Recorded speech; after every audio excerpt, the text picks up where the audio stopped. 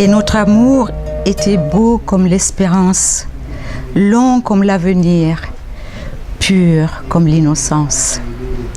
À l'instant où je t'ai vu, l'étincelle a jailli, la flamme s'est allumée, elle a brûlé avec la même ardeur. Ton absence la ravive sans cesse. S'il y a une vie dans l'au-delà, elle guidera nos pas. Et là, on se rencontrera de nouveau pour des noces célestes dans l'éternité. Ce poème est tiré du recueil Élégie pour Nicolas, publié en 2010 dans l'Harmattan. Ce recueil renferme les poèmes, une partie des poèmes que j'ai écrits durant mon veuvage suite au décès de mon mari en janvier 2006. Élégie pour Nicolas, ce sont des vers chargés de regrets, certes, mais éclairés par l'espérance.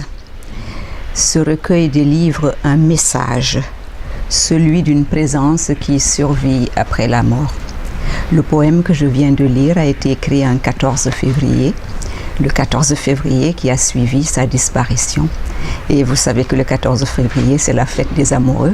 Ça confirme un peu ce que je viens de dire, cette présence qui survit après la mort.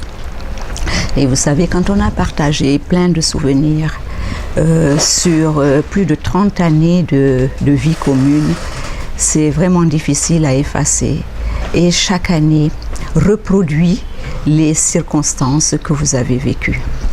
Alors, je ne voulais pas donner l'impression d'une veuve abattue par la souffrance, la douleur de la disparition d'un être cher. Alors, on peut dire qu'Élégie pour Nicolas est un véritable éphéméride des jours sans soleil qui a suivi donc la disparition de mon époux. Et pendant cette année, pour ne pas me morfondre, pour ne pas pleurer, pour ne pas déranger les gens avec ma détresse qui souvent n'est pas partagée, je me suis mise à écrire.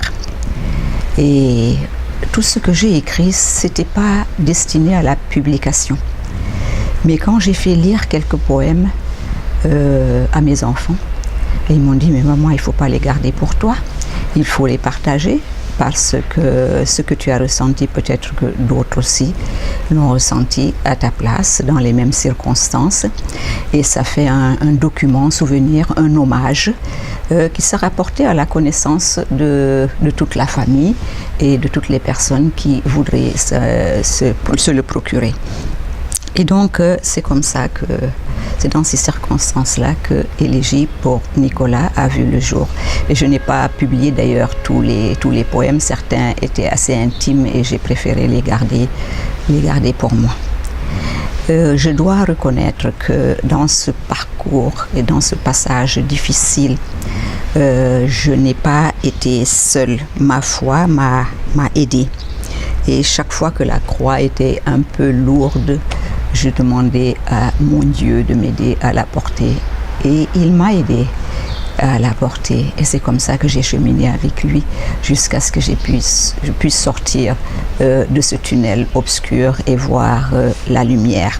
Et c'est ce que je recherchais. Voilà. Donc, c'est ce qui explique un peu la forte connotation religieuse que vous trouvez dans les poèmes. Chaque poème est introduit par des versets de psaumes ou par une citation littéraire adaptée au contexte. Voilà, donc Élégie pour Nicolas, c'est le fruit de la souffrance transfigurée.